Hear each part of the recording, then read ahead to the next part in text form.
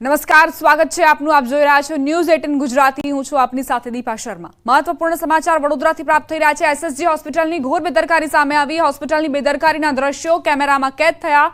મોંઘી દવા ભરેલા બોક્સ નીચે ફેંકાયા।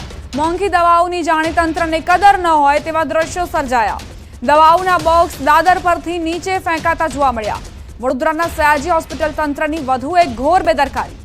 સયાજી હોસ્પિટલમાં આવતી મોંઘી દવાઓની કોઈ કિંમત જ ન હોય તેવી રીતે કર્મચારીઓ પહેલા માળથી દવા ભરેલ બોક્સ નીચે ફેંકતા કેમેરામાં કેદ થયા। સરકાર દ્વારા ગરીબોના સારા સ્વાસ્થ્ય માટે દવાઓ પાછળ કરોડોનો ખર્ચ કરવામાં આવતો હોય છે, ત્યારે સરકાર દ્વારા આપવામાં આવતી નિઃશુલ્ક દવાઓની હોસ્પિટલ તંત્રને કદર જ ન હોય તેમ દવાઓના બોક્સ દાદર પરથી નીચે ફેંકાયા। જ્યારે કર્મચારીઓને કારણ પૂછવામાં આવ્યું ત્યારે દવાઓ ભારે હોવાથી ન ઊંચકાય તો બોક્સ ફેંકવા પડે, लिफ्ट मुकावी दो तो नीचे नहीं फेंकीए तेवा जवाबों आपवामां આવ્યા।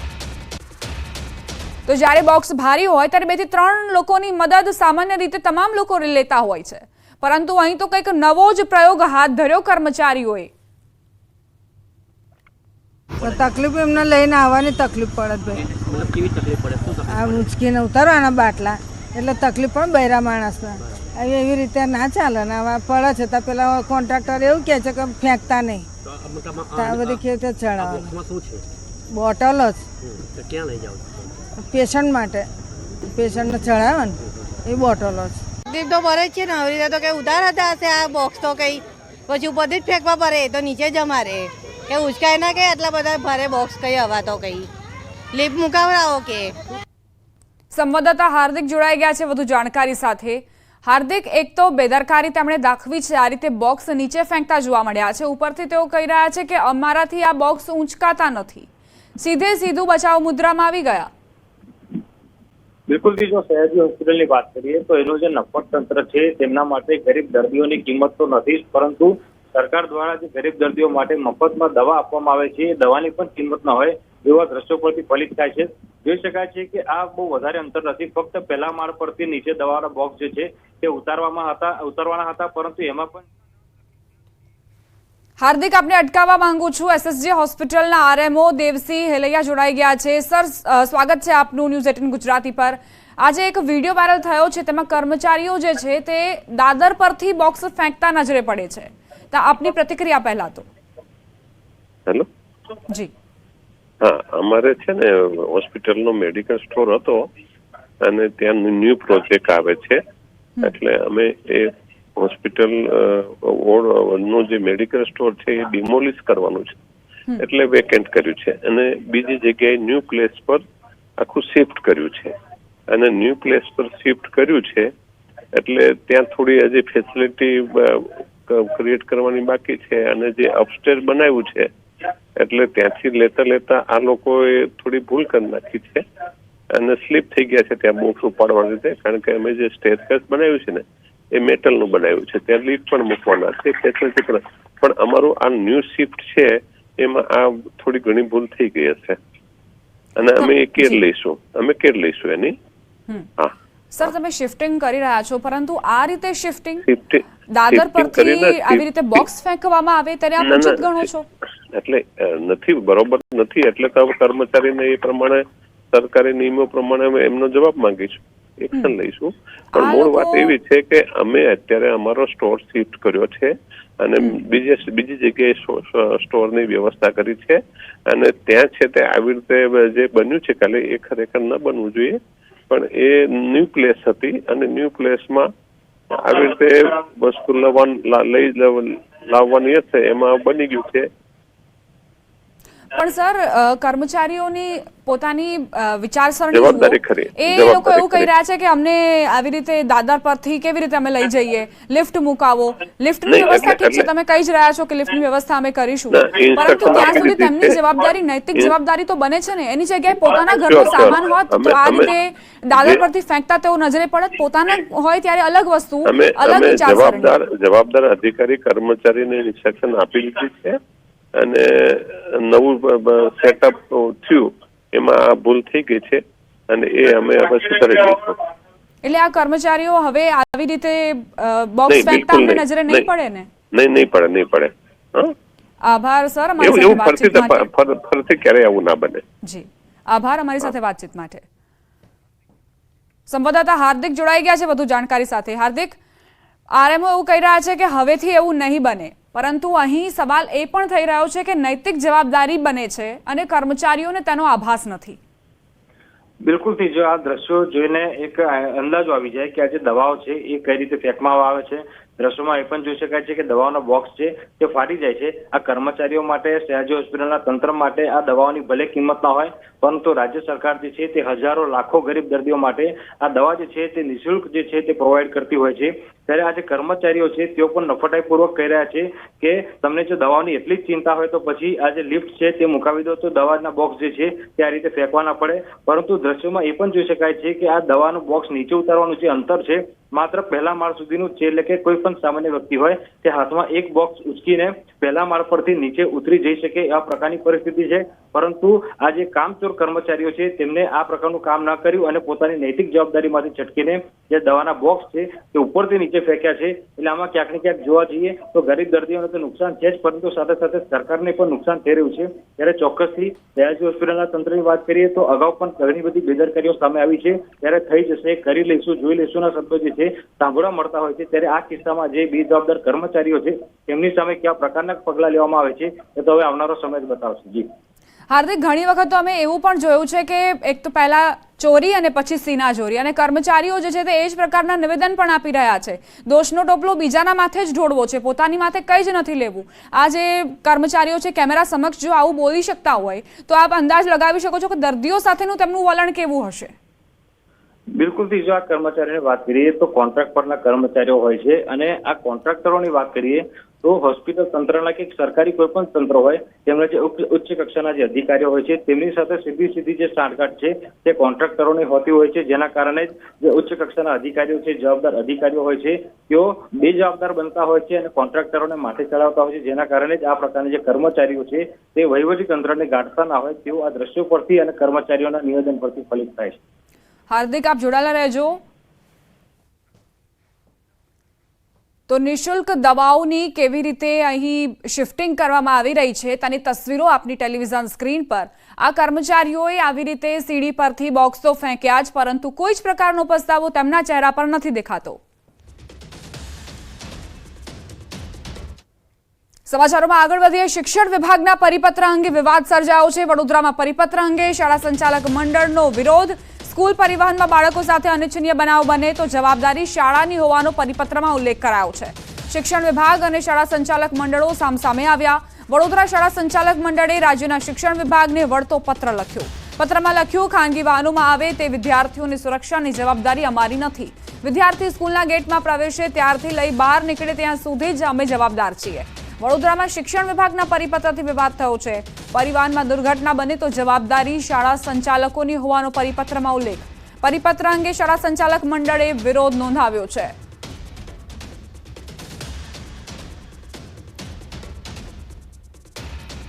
સંવાદદાતા હાર્દિક જોડાયેલા છે. હાર્દિક, ઘણી વખત તો એવું બનતું હોય છે કે શાળાઓ તરફથી જ વ્યવસ્થા કરવામાં આવતી હોય છે, વાહનોની, બસની વ્યવસ્થા કરવામાં આવતી હોય છે, એટલે તેમાં પણ છટકબારી કે શું?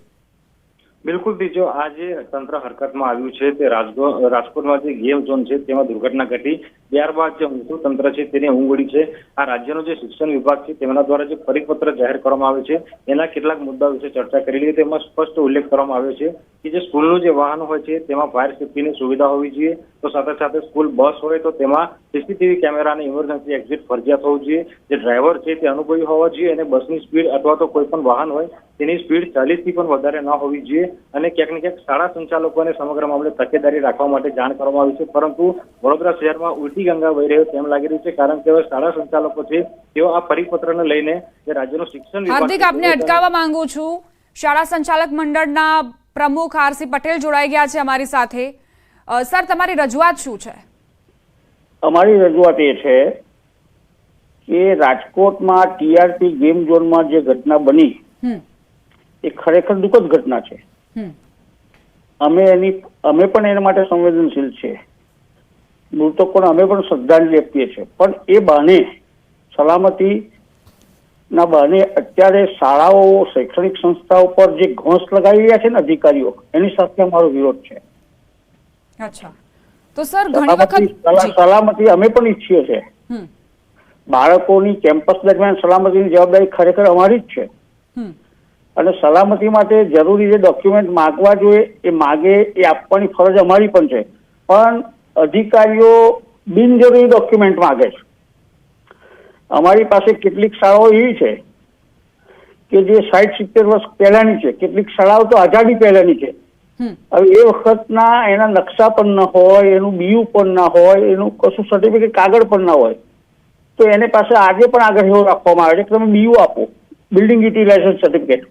અરે ભાઈ એની પાસે બીયુ તે વખતે કોર્પોરેશન નતું અસ્તિત્વ, તો બીયુ આપ્યું કોને એને? એવી શાળાઓ પાસે સ્ટેબિલિટી સર્ટિફિકેટ હોય તો ચલાવવું જોઈએ, એવી મારી ડિમાન્ડ છે. જી અને અધિકારીઓ જે આવે છે તપાસ માટે, એમનું જે વર્તન છે ને એ વર્તન સામે અમારો વાંધો છે. ખરેખર તો અમને લિસ્ટ આપવું જોઈએ કે આટલા આટલા ડોક્યુમેન્ટની અમારે જરૂર છે, તમે આટલા સમયમાં અમને રજૂ કરો, તો સમય આપવો જોઈએ. પણ સમય નથી આપતા, તાત્કાલિક આટલું લાવો, આ લાવો, તે લાવો. હમ હવે અત્યારે જે ફાયરનું જે અત્યારે કાંડ બન્યો ને, હમ ત્યાર પછી ફાયરનું એએમસી કોન્ટ્રાક્ટ કરનાર કોઈ અધિકારી નથી, કોઈ એજન્સી નથી મળતી, FSO નથી મળતા, તો અમે ક્યાંથી આ બધું પ્રોવાઈડ કરીશું? હમ અને બીજો મુદ્દો છે અમારો રિક્ષા અને વાનનો. હમ કમિશનર ઓફ સ્કૂલ અને પ્રાથમિક શિક્ષણ નિયામકની કચેરીમાંથી ડીઓને એક પરિપત્ર કરવામાં આવ્યો હમ કે જે શાળાઓમાં રિક્ષા અને વાન આવે છે એ રિક્ષા અને વાનમાં સલામતી ન જળવાતી હોય એની જવાબદારી સંચાલકોની રહેશે. ખરેખર એ પરિપત્ર ડીઓને મોકલ્યો છે, એની સામે અમારો સખત વાંધો છે. તો આ જે જવાબદારી છે તે કોની માનવી? કારણ કે તમે એવું કહી રહ્યા છો કે અમારી જવાબદારી નથી, તો જે પ્રાથમિક અને માધ્યમિક શિક્ષણ લેતા બાળક છે તેમની જવાબદારી, તેમની સુરક્ષાની જવાબદારી આખરે કોણ લેશે? મારે બસ એ જાણવું છે. કેમ્પસ દરમિયાન જવાબદારી અમારી છે. ઘણી વખત એવું પણ બનતું હોય છે, ઘણી વખત એવું પણ બનતું હોય છે કે શાળાઓ તરફથી જ એવું દબાણ પણ લાવવામાં આવતું હોય છે વાલીઓ પર કે તમે અમારા વાહનમાં જ તમારા બાળકને મોકલો. એ વાહનોને લઈને શું અલગથી સ્પેસિફિકેશન તમે માંગવા જઈ રહ્યા છો કે પછી જે બહારથી હાયર કરે છે વાલીઓ પોતાની રીતે એની માટે અલગ નિયમો હોવા જોઈએ? શું જોઈએ તમને? તમારી વાત સાથે હું સહમત નથી. અચ્છા, શાળાની પોતાની જે સ્કૂલ બસ છે એના માટે શાળા 100% જવાબદાર છે. ઓકે, પણ જે પ્રાઇવેટ વ્હીકલ છે, રિક્ષા છે કે પ્રાઇવેટ વાન છે, જેને શાળાને સાથે કોઈ એમઓયુ જ નથી થતા, શાળાનો એની પર કોઈ કંટ્રોલ નથી, શાળાને કે ટ્રસ્ટને ખબર નથી કે કયા બાળકો કયા વાહનમાં આવે છે, એની જવાબદારી લેવા અમે તૈયાર નથી. તો એની એ જવાબદારી વાલીની છે. એ વાલી પોતે એ વાહનને હાયર કરે છે, અમે નથી હાયર કરતા. ન કરે શાળા તરફથી કોઈને ફરજ પાડવામાં નથી આવતી કે આ જ વાહનમાં તમારે આવવું, એવી કોઈ ફરજ પાડવામાં આવતી નથી. જી, એ તો વાલી પોતે ડિસાઈડ કરે છે. અચ્છા, એક સવાલ તો સાંભળી લો. આમાં કેવું છે કે તમે એવું કહી રહ્યા છો કે અમે જવાબદાર નથી, સારું, પણ જવાબદારી કોની? રસ્તામાં કંઈક વચ્ચે થાય, આરટીઓની. આરટીઓની આરટીઓના નિયમ છે મેડમ, આરટીઓનો નિયમ છે કે આવા જે સ્કૂલના વાહનો 40 કે 20ની સ્પીડે ચલાવવા જોઈએ, તો હું ટ્રસ્ટી કે સ્કૂલનો સંચાલક કે પ્રિન્સિપાલ રોડ ઉપર ઉભો રહેશે કે તારી ગાડી કયા પર ચાલે છે? એટલે એ જવાબદારી સરકારની, આરટીઓની, બરાબર? આરટીઓની જે ગવર્નમેન્ટની જવાબદારી છે, મારી કોઈ જવાબદારી નથી, અમારા સંચાલકોની બિલકુલ નહીં. શાળાની કેમ્પસની બહાર વાહનની જવાબદારી સંપૂર્ણ આરટીઓની છે. એ લોકો એમની જવાબદારી જો અમારી પર ઠોકી દેવા માંગતા હોય તો અમે બિલકુલ સંમત નથી. અમારી જવાબદારી સ્કૂલ કેમ્પસની છે. સ્કૂલ કેમ્પસના બાળકને કંઈ પણ થાય એની જવાબદારી અમારી છે, બાકી નહીં. કારણ કે આ બધા જે વાહનો આવે છે, રિક્ષા કે વાન, એની પર અમારો કોઈ સીધો કંટ્રોલ જ નથી હોતો. અમે એની સાથે કોઈ એગ્રીમેન્ટ નથી કરતા, એમઓયુ કરતા નથી. દરેક વાલી પોતપોતાની રીતે પોતાની સગવડ પ્રમાણે, પોતાની આર્થિક સ્થિતિ પ્રમાણે વાહનની વ્યવસ્થા કરે છે. જી, તમે જોડાયેલા રહો. વાલી મંડળના પ્રમુખ પણ અમારી સાથે જોડાઈ ગયા છે, તેમનો પણ તર્ક સાંભળી લઈએ. દીપકભાઈ જોડાઈ ગયા છે. જી દીપકભાઈ, શું કહેશો આપ? મારું આ સાહેબશ્રીને એક જ કહેવું છે કે એમને જે આજે સ્ટેટમેન્ટ આપી રહ્યા છે અને જે પેપરમાં સ્ટેટમેન્ટ આવી રહ્યું છે, એમનું સ્ટેટમેન્ટ બહુ મહત્વનું આપી રહ્યા છે, જે આખા વડોદરા તમામે ધ્યાન, આખા ગુજરાતના લોકોએ પણ ધ્યાન આપવા જેવું છે. કે એમનું કેવું એવું છે કે જે બાળકો છે એ શાળાની પ્રીમાઇસીસમાં આવે ત્યારે બધી જવાબદારી અમારી રહેશે, બરાબર છે? તો પછી વડોદરામાં જે હળની દુર્ઘટના સર્જાઈ ત્યારે તો બાળકો તમારા પ્રીમાઇસીસમાં તમારે જ આયોજન કરેલું સ્કૂલ સંચાલકે, તો કેમ આજ દિન સુધી એમને આરોપીમાં નથી લેવા? ત્યારે આ સાહેબ શ્રી ક્યાં હતા? ત્યારે પણ મારું સ્ટેટમેન્ટ મેં આપેલું, તમે સાંભળ્યું નહીં હોય. હકીકત એ છે કે ભાઈ જ્યારે ઉપરથી આદેશ આવ્યો હોય તો શાળા સંચાલકોએ આનું પાલન કરવું જોઈએ, ના કે એકબીજાને ખો આપવાનું કામ કરો છો. એનામાં વાલીઓ સફર કરી રહ્યા છે. દીપકભાઈ, આરટીયુ નો નિયમ છે કે વાહન 20 કે 40 ની સ્પીડ પર ચલાવવું, તો રોડ ઉપર ઉભા રહીને અમે ચેક કરશું કે 20 કે 40 પર ચાલે છે. હું માનું છું કે આનામાં અધિકારી જે પોલીસ કમિશનર છે એમને પણ ઇન્ટરેસ્ટ રાખવો પડશે. ટ્રાફિક શાખાએ આનામાં જે તે સ્થાનિક પોલીસ સ્ટેશનો હોય એના અંડરમાં જેટલી પણ સ્કૂલો આવતી હોય એ સ્કૂલોમાં ચેકિંગ કરવાની જવાબદારી એ ટ્રાફિક શાખાની છે. પણ તમે આ રીતનું સ્ટેટમેન્ટ આપીને છૂટી જાઓ કે ભાઈ અમારી કોઈ જવાબદારી જ નહીં, તો સાહેબ અમારી જવાબદારી, અમે જવાબદારીમાંથી છટકતા નથી. જવાબદારી સ્કૂલ કેમ્પસ દરમિયાનની છે. રોડ પર પ્રાઇવેટ વાહનને એક્સિડન્ટ થાય એની જવાબદારી હું નથી સ્વીકારતો. તો સાહેબ પછી હળની બોધ દુર્ઘટનામાં કેમ કોઈ જાતનું કોઈ સ્ટેટમેન્ટ કે કોઈ જાતનું તમારા તરફથી કોઈ આવેદન ના આપ્યું કે સ્કૂલ સંચાલક વિરુદ્ધ કાર્યવાહી કરો એવું? આજે વડોદરાના આટલા 12 થી 13 માસૂમ બાળકોનો ભોગ હજુ પણ તમે સાંભળો, મારી સ્કૂલ કેમ્પસની જવાબદારી છે, હું ના નથી કહેતો. સ્કૂલ કેમ્પસમાં કોઈ ઇન્સિડન્ટ બને તમે જવાબદાર છીએ. સ્કૂલ કેમ્પસની બહાર છે એ પ્રિમાઇસીસ છે, એમાં પરમિશન નો સવાલ આવ્યો તો બીજો કોઈ સવાલ નતું. ખરેખર જવાબદાર હું તમને એક જ કહું છું કે વડોદરામાં શું ગુજરાતમાં એવી 70 થી 80% શાળાઓ બધી એવી છે જેનામાં સ્કૂલ સંચાલક અંદરથી જ વેનવાળાના નંબર પ્રોવાઈડ કરવામાં આવે છે. તો તમે ખુલ્લા બહાર પાડો ને એવા લોકોને ખુલ્લા બહાર પાડો ને કે આ સ્કૂલમાં આવી રીતે દબાણ કરવામાં આવે છે.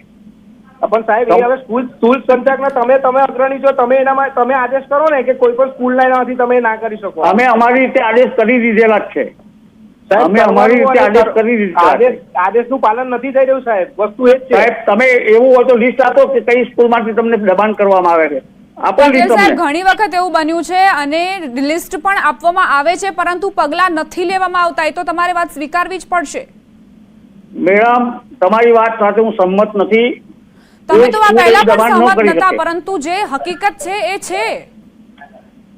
આજ હકીકત જ કહું છું મેં સાહેબ તમને. આજે તમે કહો છો ને આ હકીકત છે. તમે તમારે કઈ સ્કૂલ નામ આપો ને. તમે આજે મીડિયા ઉપર બેઠા છો, નામ બોલો. કઈ સ્કૂલમાં આવું બને છે? સાહેબ બધી સ્કૂલ છે. કોઈ આખી ગુજરાતમાં તમે તમારા હિસાબે કોઈ બી સ્કૂલનું નામ પોતાનું વાહન છે. કઈ સ્કૂલનું પોતાનું વાહન છે મને કહો. પોતાનું વાહનની વાત નહીં કરતો સાહેબ. જે પ્રાઇવેટ વાહન વાળા આવે છે ને, કદાચ પટેલ સાહેબ તમને નહીં ખબર હોય પરંતુ રસ્તે અમે દોડતી બસો જોઈએ છીએ જેની ઉપર એવું લખેલું હોય છે જે વિશેષ સ્કૂલ હોય છે તેણે આ બસ ફાળવાયેલી છે. એમ તમે ભલે આંખો બંધ કરી દો પરંતુ બીજી જનતાને દેખાય છે. આરટીઓમાં શાળાની બસ પાસ થયેલી હોય તો બસ માટે બસના કોઈ પણ ઇન્સિડન્ટ માટે શાળા જવાબદાર છે. હું વાત કરું છું રિક્ષા અને વાનની વાત કરું છું. બસ માટે તમે જવાબદાર છે ને. માની કે સ્કૂલ વર્ધીની બસ હોય તો એ માટે અમે જવાબદાર છે જ, એ તો સ્વીકારીએ છીએ. હું બસની વાત નથી કરતો, રિક્ષા અને વાનની વાત કરું છું કે જે રિક્ષા અને વાન અમે હાયર નથી કરતા, વાલી હાયર કરે છે, એને માટે અમે જવાબદાર નથી.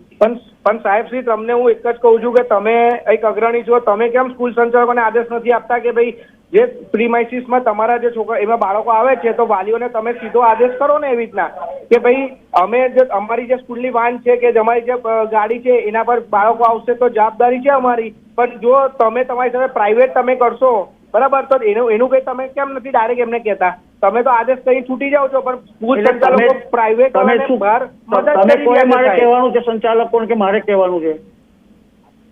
તમારે જ આદેશ આપવાનો સાહેબ. તમે મારે આદેશ મારે વિચારવાનું છે. નહીં પણ તમે મને સલાહ ના આપો. તમે મને સલાહ ના આપો. મારે તો હળની બોટ દુર્ઘટનામાં કેમ તમારામાંથી કોઈ આદેશ ના આપ્યો? કેમ કોઈ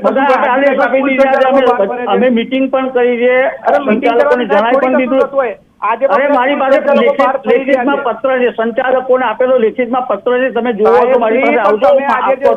તમે આજે પટેલ સાહેબ મને અહીં એ કહેવું છે કે તમે જેવી રીતે વાત કરી રહ્યા છો અને સાથે દીપકભાઈને એવું કહી રહ્યા છો કે તમે કોણ છો મને સલાહ દેવા વાળા? સત્તામાં ચૂર, મધમાં ચૂર જે અધિકારીઓ અને નેતાઓ હોય છે તેમને અત્યાર સુધી મેં આવી રીતે સાંભળ્યા છે, પરંતુ આ પહેલી વખત એવું બની રહ્યું છે કે આટલા સંવેદનશીલ મામલામાં તમે આવું કહી રહ્યા છો.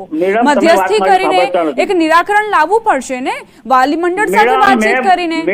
મેડમ વાત સાંભળો. મારા તમામ સંચાલકોને લેખિતમાં મેં એક લેટર લખ્યો છે. દીપકભાઈને ખબર નથી એટલા માટે બોલે છે. મને ખબર છે સાહેબ, મને ખબર છે લેટર તમે લખ્યો ને, મને ખ્યાલ છે એનો, બરાબર છે. નથી, પણ મારે તમને- એ લેટર પબ્લિશ જ નથી કર્યો, તમારી પાસે આવે કેવી રીતે ભાઈ? સાહેબ, મેં તો મારા સંચાલકોને લખ્યો છે. હા તો સાહેબ હું પણ પ્રેસિડેન્ટ છું ને, તો મારી પાસે બી સોર્સિસ હોય ને બધા. મારી પાસે બી લેટર મારી પાસે ખબર છે, એટલે હું તમને ઓથેન્ટિક પ્રૂફ સાથે કહું છું. એટલે હું તમને કયા મહિનામાં મેં લેટર લખ્યો તમને ખબર છે? હું તમને જે કહું છું, હવે તમે મને ના કહો. હું તમને શું કહું છું, હરની જે લેક ઝોન નો ઇન્સિડન્ટ બન્યો ને, હા તરત વિધિન 1 વીક મેં લેટર સંચાલકોને લખ્યો છે. Within 1 week. શું લખ્યું અને તમે? એ લેટરની કોપી હું આપવા તૈયાર છું. સાહેબ લેટર લખવાની વાત નથી કરતો. લેટર તો અમે પણ લખ્યો, કાર્યવાહી કરવાનો બધું કર્યો, પણ આજની તારીખમાં સ્કૂલ સંચાલકો બહાર ફરી રહ્યા છે. તમે આજે સ્ટેટમેન્ટ આપ્યું છે ને, એ બહુ ગંભીર ને બહુ મહત્વનું છે. પરંતુ દીપકભાઈ, એ કાર્યવાહી તો પોલીસ અને કાયદો કરશે. મેડમ બરાબર છે, પોલીસને કાયદો કરશે, પણ આ લોકો જે રીતનું સ્ટેટમેન્ટ આપી રહ્યા છે કે ભાઈ સ્કૂલની અંદર બાળકો આવશે તો જવાબદારી બધી અમારી રહેશે, આટલું છાતી ઠોકીને કહી રહ્યા છે આ લોકો. તો પછી એ બાળકોનો શું વાંક હતો? એ તો તમારા આયોજનના હિસાબે તમે તો ડીઓની પરમિશન બી નહોતી લીધી શાળા સંચાલકોએ. તો વાંક કોનો થયો મેડમ આનામાં? એટલે જે જવાબદારીઓ તેમને લેવી જોઈએ તે નથી લેતા, તમારો આરોપ છે આ? હા, નથી જ લીધી. એ લોકોએ કોઈ જવાબદારી નથી લીધી ને. હવે પછી આવું આવે તો સ્ટેટમેન્ટ સીધું આપી દો છો કે શાળાના અંદર પ્રીમાઇસમાં હશે તો અમારી જવાબદારી. એટલે ડબલ વલણ અપનાવી રહ્યા છે. આરસી પટેલે ફોન કટ કરી દીધો છે અને એવું લાગે છે કે હજુ જવાબ આપવાના મૂડમાં તેઓ નથી. માત્ર ને માત્ર એક જ વાત કરતા જોવા મળ્યા દીપકભાઈ કે મેં રજૂઆત કરી છે અને રજૂઆતને તમે ધ્યાનથી સાંભળો, મારો મત રજૂ કરો. પોતાના મત સિવાય તેઓ કઈ સાંભળવા તૈયાર નથી. આ લોકો પાસે જવાબ જ નથી મેડમ. આ લોકો ફક્ત આપી દે છે સ્ટેટમેન્ટ. એમને એ નથી ખબર કે ભાઈ જાગૃત છે લોકો, બધું વિચારે છે. તમે સ્ટેટમેન્ટ આપી દો છો તો હવે આનામાં તમારી જવાબદારી નહીં બને? તમે હળની બોટ દુર્ઘટનામાંથી એમને નહીં છૂટી શકો. જવાબ આપવો પડે ને.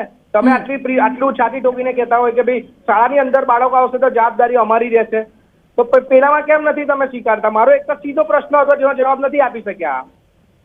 તો દીપકભાઈ, જે આ ખાનગી વાહનોમાં બાળકો અવર જવર કરે છે તેને લઈને કોઈ નિરાકરણ તો લાવવું પડશે. સંચાલક મંડળ અને વાલી મંડળને સાથે આવીને કોઈ નિરાકરણ લાવવું પડશે. તમને એવું નથી લાગતું? હા, પણ મેડમ સાથે મીટિંગ કરીને અને જે તે એરિયાના સમજો ગુજરાતના જે કે હું વડોદરાથી, વડોદરા જે તે કમિશનર સાહેબ છે એમની સાથે બેસીને, ટ્રાફિક શાખા સાથે બેસીને જે મેં આયોજન કીધું એ પ્રમાણેનું સેટ કરવું પડે કે પોલીસ સ્ટેશનની અંદરમાં જેટલી બી સ્કૂલની પ્રીમાઇસીસમાં જેટલી સ્કૂલ આવતી હોય એમના પોલીસ સ્ટેશનના અંદરમાં ત્યાં ચેકિંગ કરવા આવે રોજને રોજ. પણ બહુ દુઃખ સાથે કહેવું પડે છે કે એનામાં પણ હપ્તા ચાલે છે. વેનવાળા હપ્તા આપી રહ્યા છે. અહીં સુધીની મારી પાસે માહિતી છે. મારી પાસે વિડીયો નથી કે એવું કઈ પ્રૂફ નથી કે હું મોડેથી બોલેલું છે કે સાહેબ અમને તો 500 રૂપિયા અમારે મહિને આપવાના હોય છે આ પોલીસ ખાતામાં. હવે આટલું બધું ચાલી રહ્યું છે મેડમ. હવે એ બધું જવાબદારી કોની બને? ટ્રાફિક શાખાની પણ બને, પોલીસ કમિશનરની પણ બને, બધાની મળીને આપણે મીટિંગ કરીએ, સાથે મીટિંગનો રસ્તો નીકળે જેથી વાલીઓને કઈ સફર ના કરવું પડે કાલ ઉઠીને. પટેલ સાહેબ તો કહીને ગયા કે આ જવાબદારી સરકારની છે અને આરટીઓની છે. ખુલ્લી રીતે બોલી ગયા, પણ એ તો પોતાના હાથ ઊંચા તૈયાર નથી. એ તો હાથ ઊંચા કરી છે. વાલીઓમાં કશું થશે તો હાથ ઊંચા, હળની લેક ઝોનમાં હાથ ઊંચા કરી દીધા છે.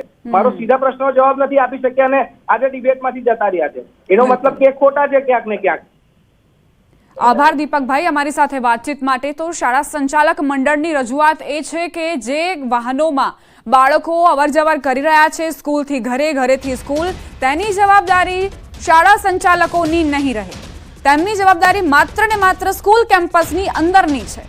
પોતે જ પોતાની જવાબદારીઓ નક્કી કરી લીધી છે અને અન્ય કોઈ સવાલ પર તેઓ માત્ર ને માત્ર બચાવ કરતા જોવા મળ્યા.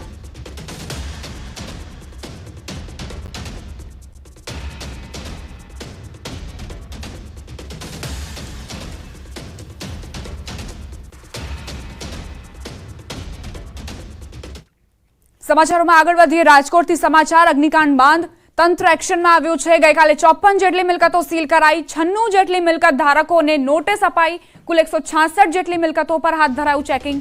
ફાયર એનઓસીને લઈને તંત્રની કાર્યવાહી. પીયુ સર્ટિફિકેટ ન હોય તેવી મિલકતો સીલ કરવામાં આવી છે.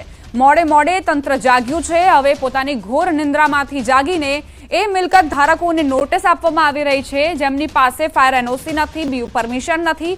તમામ એવા એકમો જે છે તેમને સીલ કરવામાં આવી રહ્યા છે જેમની પાસે પૂરતા ડોક્યુમેન્ટ્સ નથી. ફાયર એનઓસીને લઈને તંત્રએ આ કાર્યવાહી હાથ ધરી છે.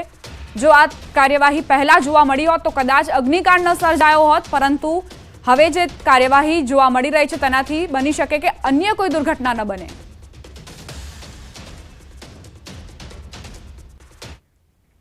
આ સાથે જ બુલેટિનમાં અત્યારે બસ આટલું જ. વધુ અપડેટ્સ માટે આપ જોતા રહો News 18 ગુજરાતી.